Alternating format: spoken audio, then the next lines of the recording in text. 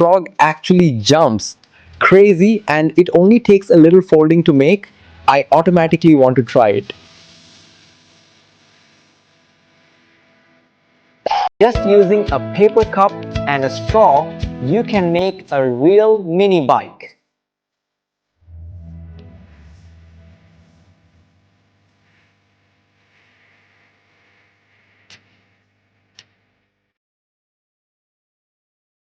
Don't rush to throw away used cardboard boxes because they can be transformed into fun ball toys that won't fall to the ground.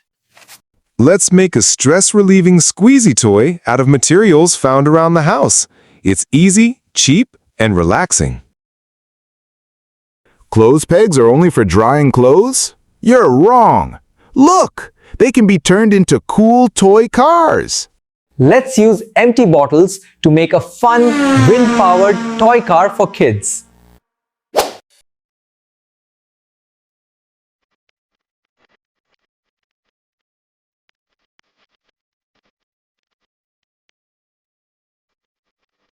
Have an old bottle at home? Let's make this. A paper windmill made from an old bottle. Anyone want to try making one?